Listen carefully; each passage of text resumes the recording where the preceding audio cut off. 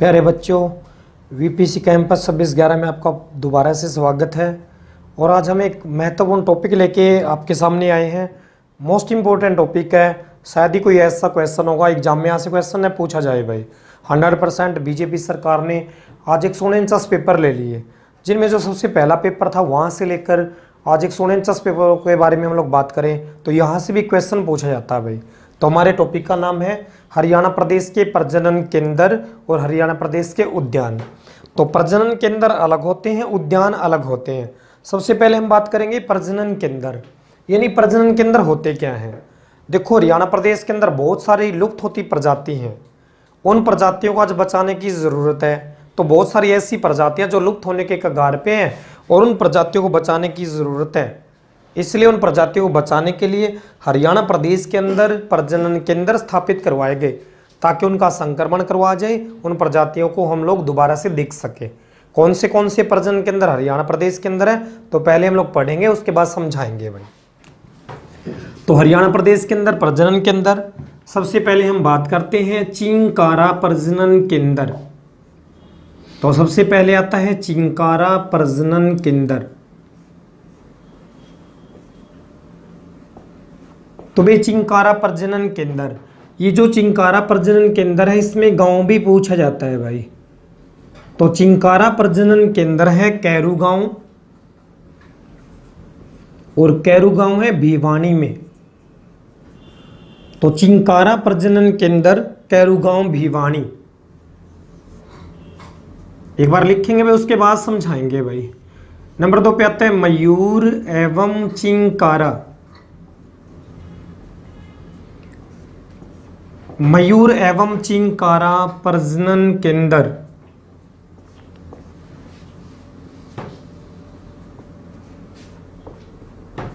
तो मयूर एवं चिंकारा प्रजनन केंद्र है, गांव का नाम है झबुआ गांव, और झबुआ गांव है रेवाड़ी में। मयूर एवं चिंकारा प्रजनन केंद्र झबुआ गांव है रेवाड़ी। उसके बाद आते हैं ब्लैक बक। इसको हम ब्लैक बक भी कह सकते हैं, इसको हम काला हिरण भी कह सकते हैं, काला हिरण। इसको हम काला मृग भी कह सकते हैं भाई। तो वे ब्लैक बक आ जाए, काला हिरण आ जाए, काला मृग आ जाए। प्रजनन केंद्र,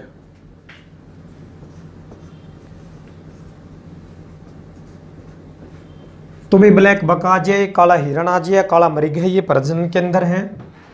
ये है पीपली में, और पीपली जगह है कुरुक्षेत्र में। पीपली है कुरुक्षेत्र में। उसके बाद आता है नंबर 4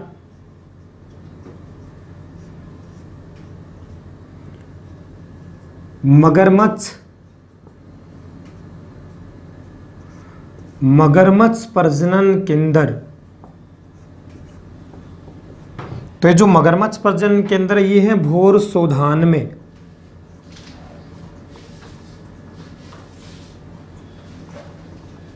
और वे भोर सोधान है कुरुक्षेत्र में। भोर सोधान है कुरुक्षेत्र। उसके बाद आता है गिद्ध।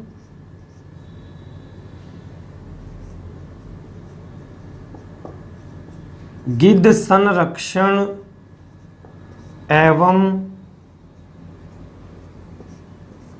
प्रजनन केंद्र। तो गिद्ध संरक्षण एवं प्रजनन केंद्र यह है पिंजौर में।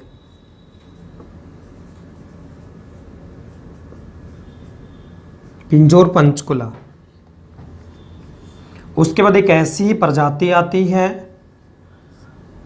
रेड जंगल फाउल। रेड जंगल फाउल प्रजनन केंद्र।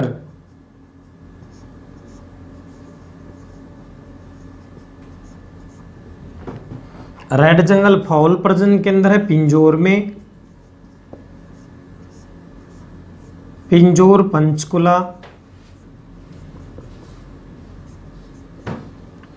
ऐसी ही प्रजाति का नाम है मनाल प्रजनन केंद्र।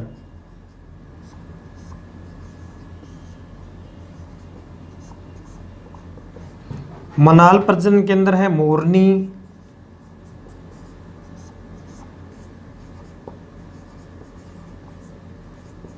मोरनी पंचकुला। ऐसी ही प्रजाति का नाम है फिसेंट प्रजनन केंद्र, फिसेंट प्रजनन केंद्र मोरनी,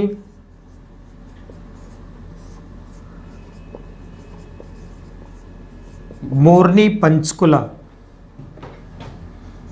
अब ये बात जी में पूछी गई थी, अभी जो लिखेंगे, यानी हाथी, कई बार पुनर्वास लिख देता है, कई बार प्रजनन केंद्र लिख देता है, बात एक ही है। हाथी प्रजनन केंद्र, तो हाथी प्रजनन केंद्र है बनसंतोर, बनसंतोर, बनसंतोर है यमुनानगर। हालांकि इसमें गांव नहीं पूछा गया था, इसमें जिला पूछा गया था भाई। तो हाथी प्रजनन केंद्र। उसके बाद आता है भेड़, भैंस, असौ, असौ होता है घोड़ा, प्रजनन केंद्र।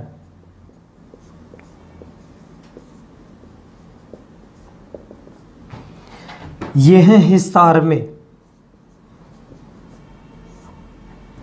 देखो बच्चों, ये है हरियाणा प्रदेश के अंदर प्रजनन केंद्र। चिंकारा प्रजनन केंद्र कैरू भिवानी, मयूर चिंकारा झबुआ रेवाड़ी, ब्लैक बक प्रजनन पिपली कुरुक्षेत्र, मगरमच्छ भोर सोधान, गिद्ध पिंजौर के अंदर, रेड जंगल पिंजौर के अंदर, मनाल और फिसेंट मोरनी पंचकुला के अंदर, हाथी प्रजनन के अंदर बनसंतोर, और उसके बाद आता है भेड़ भैंस असौ घोड़ा प्रजनन के अंदर हिसार के अंदर। अब सारी की सारी चीजें लगभग किताबों में भी मिल जाएंगी भाई। सबसे पहले तो देखो ये क्वेश्चन एग्जाम में कैसे पूछा जाता है, ठीक है ना। किताबों के अंदर यूं की यूं चीज़ मिल जाएंगे, अलग अलग मिल जाएंगे। लेकिन सबसे पहले देखो भाई, HSC जो एग्जाम के अंदर क्वेश्चन पूछती है कैसे देती है, हम लोग गलती कहाँ पे करते हैं। देखो बीजेपी सरकार ने, हरियाणा के इतिहास में पहली बार ऐसी सरकार आई जिसने इतने पेपर लिए भाई। और सबसे पहला जो हरियाणा के अंदर पेपर हुआ था, बीजेपी सरकार ने जो पेपर लिया था जेई का भाई। अभी लास्ट में भी लगभग 141वां 42वां जो पेपर था जेई का था, उस जेई में भी क्वेश्चन पूछा गया। सबसे पहले जेई के एग्जाम के अंदर जो क्वेश्चन पूछा गया था, मयूर एवं चिंकारा प्रजनन केंद्र झबुआ। यानी जितनी बार एग्जाम में पूछा जाता था, ये गांव के नाम साथ में जोड़ के पूछे जाते थे भाई। चिंकारा प्रजनन केंद्र कैरू गांव कौन से जिले से संबंधित है, या मयूर एवं चिंकारा प्रजनन केंद्र झबुआ कौन से जिले से संबंधित है। तो आज एग्जाम के अंदर गांव भी पूछ लेता है, आज जिला भी पूछ लेता है, और प्रजाति का नाम भी पूछ लेता है। तो बच्चों को इसको हम याद करेंगे पूरी तरह से हरियाणवी लैंग्वेज के अंदर भाई। पूरी जिंदगी जब तक आप लोग जियोगे, इनको याद करने की जो भी शॉर्ट ट्रिक मैं बताऊंगा पूरी हरियाणवी लैंग्वेज के अंदर बताऊंगा भाई। जब तक आप लोग जियोगे, जब तक आपके अंदर अंतिम सांस है, ये वाली शॉर्ट ट्रिक कोई भी कॉपी करके आप लोगों को बताता हो तो वो सिर्फ और सिर्फ अपना स्टूडेंट होगा भाई, गुरु नहीं होगा। और ऐसी मेहनत प्यारे बच्चों सिर्फ आप लोगों के लिए। देखो भाई, पहले हमने पढ़ा है प्रजनन केंद्र क्या है। यानी हरियाणा के अंदर कुछ लुप्त होती है ऐसी प्रजातियां जिनको बचाने की जरूरत है, और उन प्रजातियों का फिर संक्रमण करवाया जाता है, उनका प्रजनन करवाया जाता है ताकि वो प्रजाति जीवित रह सके। अब देखो सबसे पहले हम पढ़ते हैं चिंकारा भाई। अब देखो भाई चिंकारा क्या है, यानी चिंकारा हिरण की प्रजाति है। तो चिंकारा क्या है, हिरण की प्रजाति है। अब हम यहाँ पे कम से कम 250 से 300 बच्चे बैठे हैं आपके सामने। अब इनमें से कितने बच्चे ऐसे जिन्होंने इस प्रजाति को देखा है? देखा किसी ने भाई? किसी ने नहीं देखा भाई। तो मान के चलो जब हम लोग 20, 22, 30 साल तक के यहाँ पे हो चुके हैं, हमने इस प्रजाति को देखा ही नहीं है भाई। तो आने वाली पीढ़ियों को क्या पता चलेगा भाई चिंकारा भी कोई प्रजाति होती होगी। यानी आने वाली पीढ़ियों को तो यूं भी नहीं पता चलेगा भाई देसी नस्ल की कोई चिड़िया भी होती होगी। आज एक छोटे से बच्चे से यूं पूछना, बेटा यूं बताना 2 एकम कितना होता है, भूल गया होगा भाई। 2 एकम का नहीं पता, उसको यूं कहते ना 2 पंजा कितना है भाई, तब तो बता देगा जी 2 होता है। लेकिन 2 एकम 2 का नहीं बेरा भाई, ठीक है। क्योंकि आज बहुत सारी ऐसी प्रजातियां जो लुप्त होने के कगार पे है। तो भाई जब हमने चिंकारा प्रजाति को नहीं देखा तो आने वाली पीढ़ियों को क्या पता चलेगा चिंकारा भी कोई प्रजाति थी। आने वाली पीढ़ियों को तो भाई देसी नस्ल की चिड़िया का भी नहीं पता होगा। भाई पुराना टाइम था, अपनी जो माँ थी भाई बाजरा चावल कुटिया करती, कितनी चिड़िया आया करती, पूरा घर भर जिया करता भाई, भर जिया करता। अब देख लो भाई, चाहे पूरा घर में चावल बाजरा खिंडाए तो जो एक भी चिड़िया आती हो तो भाई। आप लोग जब बचपन में रोया कर दे, माँ बाप चम्मच कटोरी लेके बजा कर दे, ले बेटा बजा ले। जब तक आप लोगों के अंदर जिज्ञासा थी चम्मच कटोरी बजा लिया कर दे, नहीं तो फेंक दिया कर दे भाई। आज सीधी सी बात, एक छोटे से बच्चे को खेलने के लिए क्या चाहिए, मोबाइल भाई।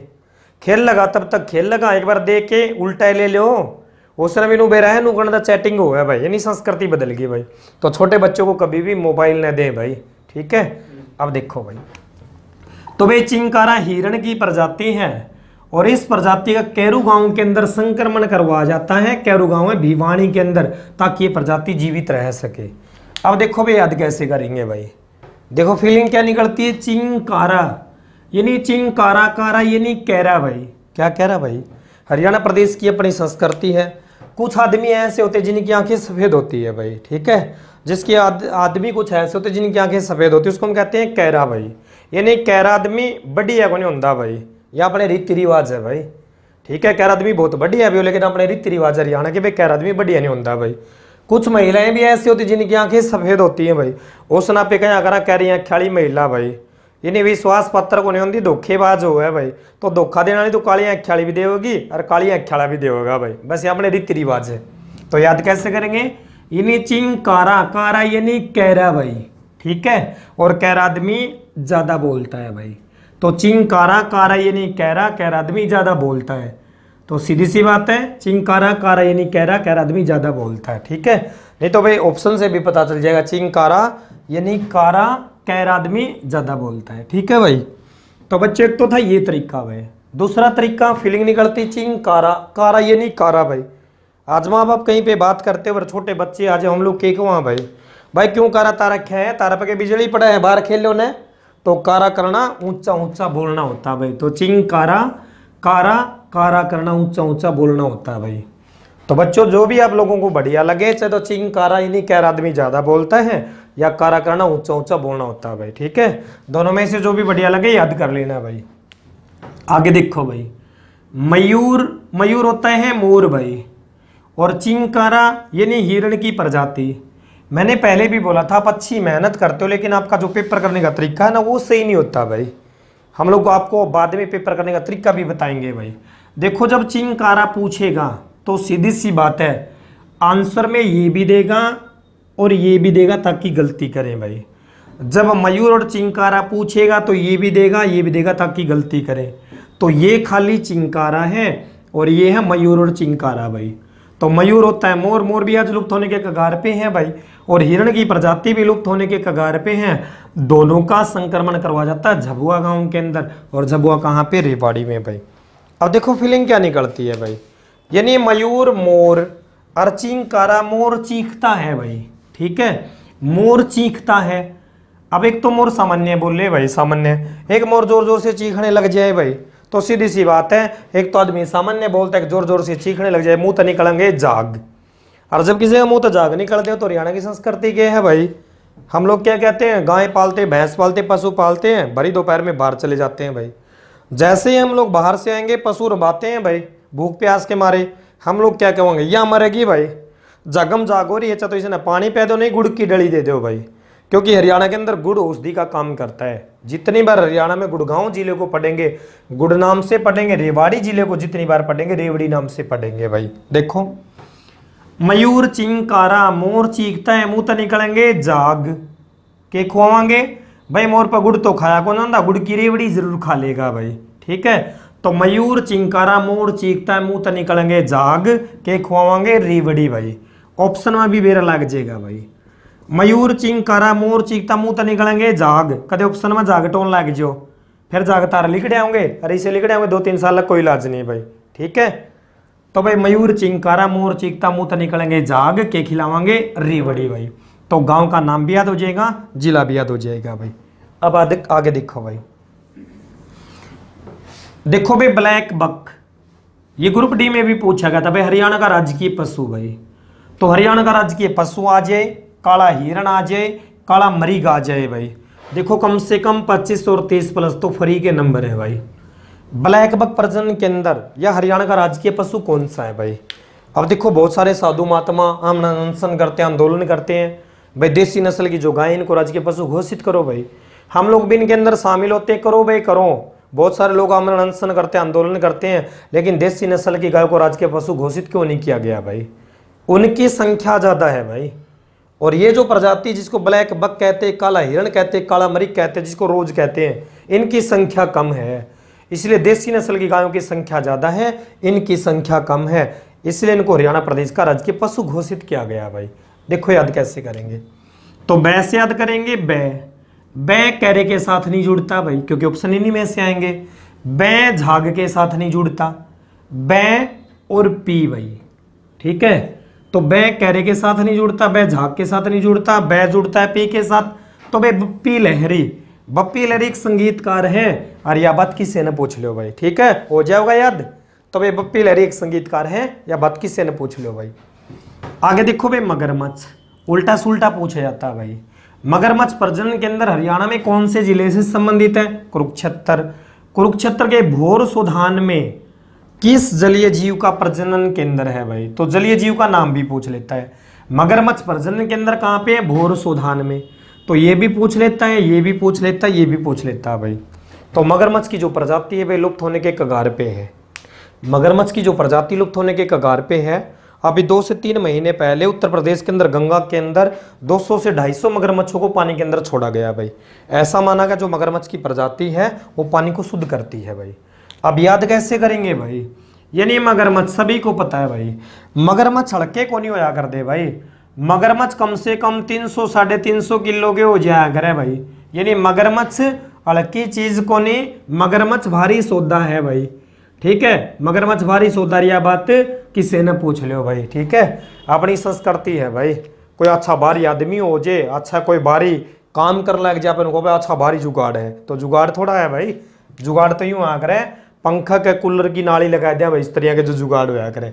तो मगरमच्छ के हैं, हल्की चीज को नहीं, भारी सौदा है, किससे न पूछ लो भाई। आगे देखो भाई इस क्वेश्चन के बारे में खास बात क्या है भाई। जितनी बार भी आज तक एग्जाम में क्वेश्चन पूछा गया 25 से 30 प्लस, गिद्ध संरक्षण प्रजनन केंद्र कहां पर है भाई। ऑप्शन कितने आते हैं, 4 भाई। गिद्ध संरक्षण प्रजनन केंद्र कहां पे है। पहला ऑप्शन देता है पंचकुला, फिर जैसे दे दिया भाई भिवानी, फिर जैसे दे दिया पिंजौर, फिर जैसे दे दिया हिसार। अब मान के चलो हमने किताबों में भी पढ़ा है गिद्ध संरक्षण प्रजनन केंद्र कहां पे है, और पेपर के अंदर हमारी मानसिकता तेज होती है, जैसे तेज पढ़ेंगे भाई। गिद्ध संरक्षण प्रजनन केंद्र पिंजौर पंचकुला, पहले ऑप्शन पंचकुला, ये ब्लैक कर देंगे भाई। तो जितनी बार भी दिया है दोनों जरूर आते हैं भाई, ताकि हम लोग गलती करें। तो ये बात और ये बात तो गलत हुई, या तो आंसर ये आएगा या आंसर ये आएगा भाई। तो बहुत सारे बच्चे जल्दबाजी में ये कर देंगे। तो भाई कहने का मतलब है दोनों आएंगे भाई। जब गिद्ध संरक्षण के बारे में बात होगी तो दोनों आएंगे। आंसर दोगे पिंजौर भाई, क्या आंसर दोगे, पिंजौर भाई, ठीक है। अब देखो भाई याद कैसे करेंगे, यानी भाई जो गिद्ध है मांस मिट्टी खाने वाले जीव जंतु हैं भाई। पुराने समय के अंदर कोई भी भैंस है, गाय है, कुत्ता मर जाता था तो कितने गिद्ध आते थे भाई, और वो तब तक नहीं उड़ते थे जब तक उस जीव जंतु का पिंजर नहीं निकलता था। तो याद कैसे करेंगे, यानी गिद्धों को बचाने के लिए हरियाणा प्रदेश का एशिया में पहला स्थान है भाई। इनको जटायु भी कह सकते हैं भाई। यानी गिद्धों को बचाने के लिए हरियाणा प्रदेश का एशिया में पहला स्थान है। तो पुराने समय के अंदर कितने गिद्ध आते थे भाई। आज संस्कृति लुप्त हो चुकी है, एक भी गिद्ध नहीं है, तो गिद्धों को बचाने की जरूरत है। तो याद कैसे करेंगे, गिद्ध जब तक नहीं उड़ते थे जब तक जीव जंतु का पिंजर नहीं निकलता था भाई, तो गिद्ध पिंजर निकाल देते हैं।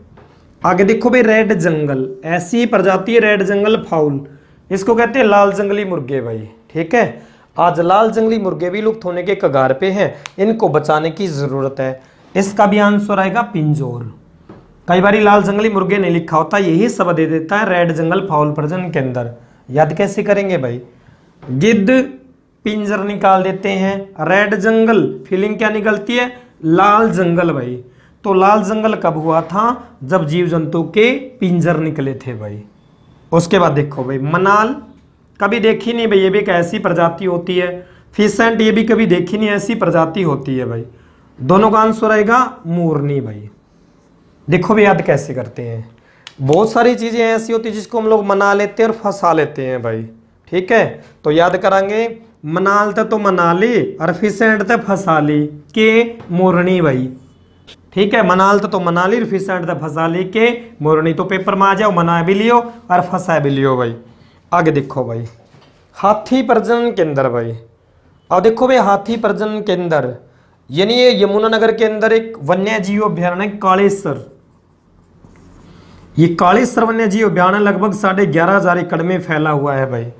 इतना घना जंगल है, इसके अंदर कोई जीव जंतु दिखाई नहीं देता। एक समय ऐसा भी है, एक हाथी की यहाँ पे संभावना जताई गई भाई। कालेश्वर के जो वन्य जीव अभ्यारण्य, इनके अंदर एक हाथी है। उसके बाद यहाँ पे सीसीटीवी कैमरा लगाया गया भाई। उस सीसीटीवी कैमरे के अंदर 4 से 5 हाथियों की संभावना जताई गई और उसके बाद वहां पे प्रजनन केंद्र स्थापित करवा गया। तो क्योंकि हाथी की जो प्रजाति है विलुप्त होने के कगार पे है भाई।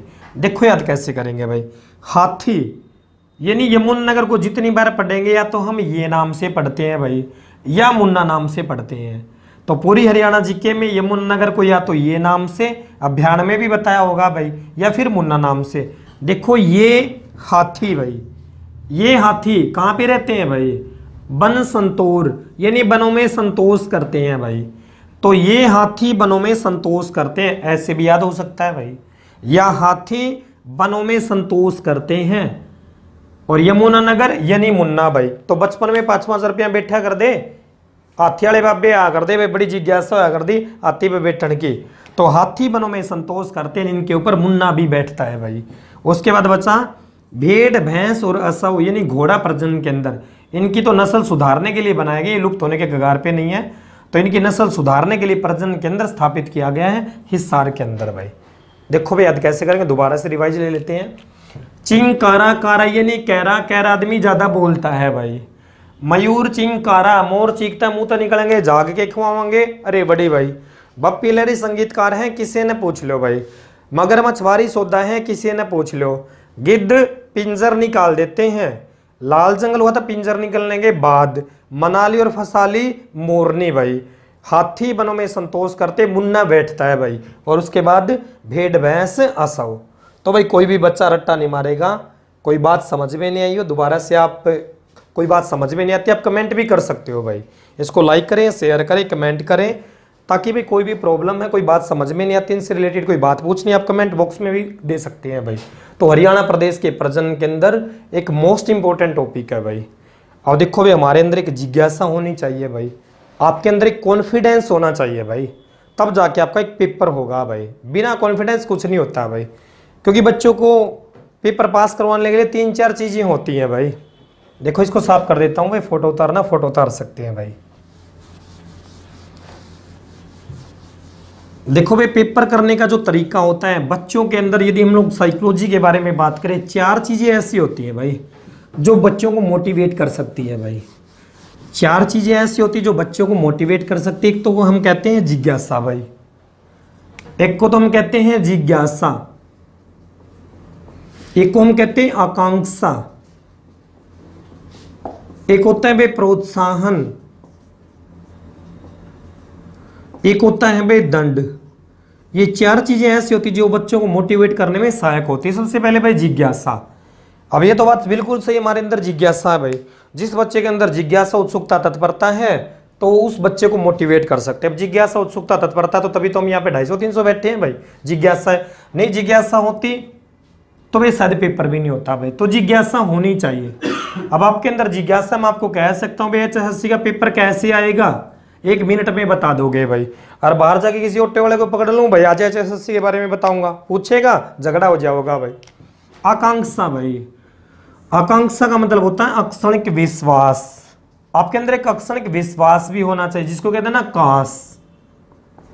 काश मेरे एक बार पेपर हो जाए, आगे मैं अच्छी मेहनत कर लूंगा भाई। ठीक है, काश मेरे एक बार पेपर हो जाए, आगे मैं अच्छी मेहनत कर लूंगा, तो भी आपको मोटिवेट कर सकते हैं भाई।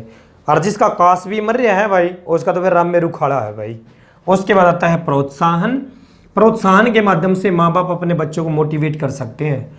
बेटा अब की बार पेपर पास कर दे, हम आपको बढ़िया बाइक दिलवा देंगे भाई। लैपटॉप दिलवा देंगे, मोबाइल दिलवा देंगे, और लड़कियों को भी मोटिवेट किया जाता है, बेटी अब की बार पेपर पास कर दे, आपको बढ़िया स्कूटी दिलवा देंगे भाई। दंड भी बच्चे मोटिवेट का साधन होता है, दंड भी बच्चों को मोटिवेट करने के लिए एक माध्यम होता है, क्योंकि दंड से बचने का सारे बच्चे प्रयास करते हैं भाई। घर वाले यूं कहते बेटा देख ग्रुप डी में तो छोड़ दिया था भाई, इब का ग्रुप डी का पेपर तो होया दोबारा और तेरे पे पास नहीं होया तो तन्ने छोड़ देनी है भाई। तो दंड से भी बच्चा बचने का प्रयास करता है। तो ये 4 चीजें ऐसी होती है जिनके आधार पर बच्चों को मोटिवेट कर सकते हैं। तो अभी तक हमने पढ़ा हरियाणा प्रदेश के प्रजनन केंद्र, इसके साथ में टॉपिक पढ़ते हैं हरियाणा प्रदेश के उद्यान भाई। देखो भाई प्रजनन केंद्र तो लुप्त होती प्रजातियों को बचाने के लिए उनका संक्रमण करवाया जाता है भाई। उद्यान होते हैं जो ये लुप्त होती प्रजाति नहीं है, बल्कि और भी जितनी प्रजातियां होती हैं वो हरियाणा प्रदेश के अंदर आती हैं। तो हरियाणा प्रदेश के अंदर जब आती हैं तो भाई ये जो उद्यान होते हैं, एक उद्यान है एक अभ्यारण्य है भाई। अभ्यारण्य का मतलब होता है वन और जंगल भाई। इनको देखने के लिए किसी प्रकार की टिकट नहीं लगती, वन और जंगल को देखने के लिए किसी प्रकार की टिकट नहीं लगती, लेकिन उद्यानों को देखने के लिए टिकट लगती है भाई। इनकी देखरेख का जो कार्य होता है केंद्र सरकार के पास होता है।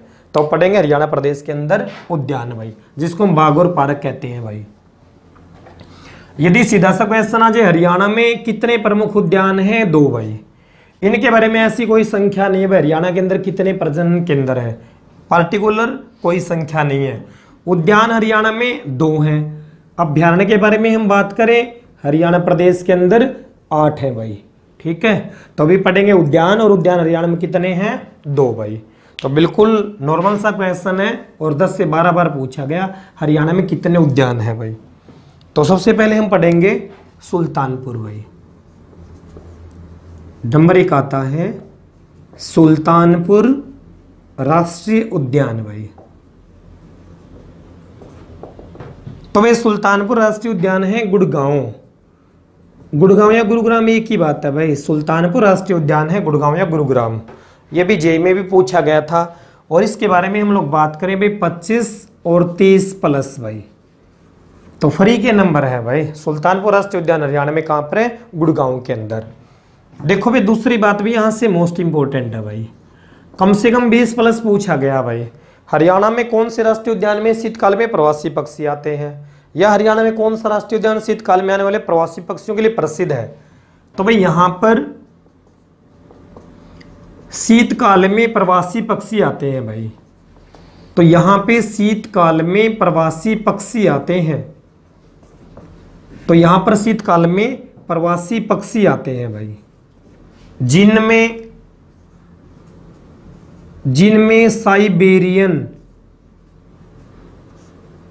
साइबेरियन सारस प्रमुख माने जाते हैं भाई। तो हरियाणा में कौन से राष्ट्रीय उद्यान में शीतकाल में प्रवासी पक्षी आते हैं, सुल्तानपुर राष्ट्रीय उद्यान आ जाएगा, क्योंकि हरियाणा में उद्यान कितने हैं भाई, हरियाणा में उद्यान है 2, ऑप्शन कितने आएंगे 4। तो या तो आंसर सुल्तानपुर आएगा या दूसरा आएगा भाई। तो हरियाणा में कौन से राष्ट्रीय उद्यान में शीतकाल में प्रवासी पक्षी आते हैं, सुल्तानपुर राष्ट्रीय उद्यान। सुल्तानपुर राष्ट्रीय उद्यान किसके लिए प्रसिद्ध है, शीतकाल में आने वाले प्रवासी पक्षियों के लिए भाई। तो देखो भाई अक्टूबर नवंबर का जो महीना होता है हमारे यहाँ पे ठंड होती है कम। जो साइबेरिया देश है भाई, साइबेरिया देश के अंदर बहुत ज़्यादा ठंड होती है, तो वहाँ से प्रवासी पक्षी उड़ के हमारे हरियाणा प्रदेश के अंदर आते हैं भाई। तो हमारे लिए बड़े गर्व की बात है, देशों से पक्षी उड़ के, विदेशों से पक्षी उड़ के हमारे यहाँ पे आते हैं भाई। और जैसे अक्टूबर नवंबर के महीने हरियाणा प्रदेश के अंदर छुट्टी होती है भाई, कभी सर्दियों की छुट्टी होती है, कभी गर्मियों की छुट्टी होती है, और जितने भी बच्चे हैं सारे के सारे बच्चे अपने मम्मी पापा के साथ जब सुल्तानपुर राष्ट्रीय उद्यान में जाते हैं तो वहाँ पे प्रवासी पक्षी देखते हैं भाई। तो जितने भी विदेशी लोग, जितने भी पर्यटक लोग यहाँ पे आते हैं, वो जिन पक्षियों को देखते हैं उनमें सबसे सुंदर जो पक्षी है साइबेरिया देश से आने वाले सारस, का मतलब होता है जो सफेद रंग के डिंगे भाई। तो साइबेरिया देश से आने वाले जो सफेद रंग के डिंगे हैं वो सबसे सुंदर पक्षी है। तो अभी तक अब आपने हरियाणा के अंदर गर्मियों की छुट्टी देखी होगी भाई, सर्दियों की छुट्टी देखी होगी, पहली बार कौन सी छुट्टी देखी है, कोरोना वायरस की छुट्टी भाई, ठीक है। तो आगे आने वाले समय के अंदर शायद ये छुट्टी आप लोगों को देखने की नहीं मिलेगी, क्योंकि एक महामारी के रूप में हरियाणा प्रदेश के अंदर पैदा हुआ है भाई, यानी बाहर से आया, हमारे हरियाणा प्रदेश को भी इसने संक्रमित बनाया है, ऐसे कुछ लक्षण मिले हैं भाई। तो शीतकाल में प्रवासी पक्षी या कहाँ पे प्रवासी पक्षी आते हैं, सुल्तानपुर राष्ट्रीय उद्यान भाई। सुल्तानपुर राष्ट्रीय उद्यान किसके लिए प्रसिद्ध है, साइबेरियन सारस भाई। आगे फिर मोस्ट इंपोर्टेंट लाइन है कम से कम 15 प्लस भाई। तो इस राष्ट्रीय उद्यान को सलीम अली पक्षी विहार भाई, इस राष्ट्रीय उद्यान को सलीम अली पक्षी विहार के नाम से भी जाना जाता है भाई। अब देखो क्वेश्चन क्या आएगा, सुल्तानपुर राष्ट्रीय उद्यान को किस नाम से जाना जाता है? सलीम अली पक्षी विहार। सलीम अली पक्षी विहार के नाम से कौन से राष्ट्रीय उद्यान को जाना जाता है? सुल्तानपुर राष्ट्रीय उद्यान। ये सलीम अली क्या है भाई? एक व्यक्ति का नाम है भाई, हमेशा पक्षियों की ओर देखता है, उनको निहारता, उनकी आदतों के बारे में जानना चाहता है, इसलिए सलीम अली को बर्ड मानव भाई, बर्ड मानव या पक्षी मानव की संज्ञा दी जाती है भाई। लेकिन ये क्वेश्चन हरियाणा जीके का नहीं है भाई, कभी कंपटीशन टेस्ट में आ जाए भाई किससे बर्ड मानव या किसे पक्षी मानव के नाम से जाना जाता है, तो आंसर आ जाएगा डॉक्टर सलीम अली। हरियाणा जीके में क्या आता है भाई? तो हरियाणा जीके के अंदर आता है किसे सलीम अली पक्षी विहार के नाम से जाना जाता है? सुल्तानपुर। सुल्तानपुर राष्ट्रीय उद्यान को किस नाम से जाना जाता है? सलीम अली। क्योंकि इसका इंटरेस्ट भी पक्षियों में है और हमारे यहाँ पे भी पक्षी आते हैं, इसलिए इस नाम को इसके साथ में जोड़ा गया भाई।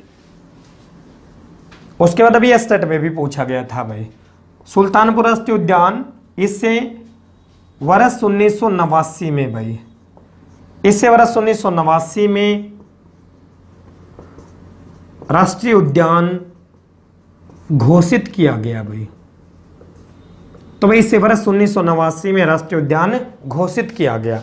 तो भाई स्थापना भी याद कर लेते तो द बेस्ट है, नहीं तो भी गुड़गांव याद रखोगे, शीतकाल में प्रवासी पक्षी याद रखोगे, साइबेरियन सारस याद रखोगे, सलीम अली पक्षी विहार और स्थापना भी याद कर लेते हो तो द बेस्ट भाई। ये था सुल्तानपुर राष्ट्रीय उद्यान। तो भाई नंबर 2 बात करते हैं हम। नंबर 2 पे हम बात करते हैं भाई कालेसर।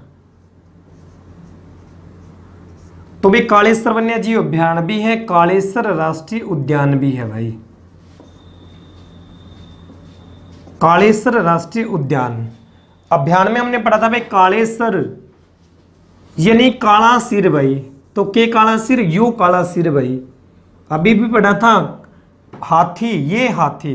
तो जितनी बार यमुनानगर को पढ़ा ये नाम से पढ़ा है, तो कालेसर राष्ट्रीय उद्यान है यमुनानगर भाई। तो भाई बिल्कुल फ्री के नंबर है, जैसे सुल्तानपुर राष्ट्रीय उद्यान 25-30 प्लस पूछा गया, इतनी बार ये भी पूछा गया भाई 25 और 30 प्लस।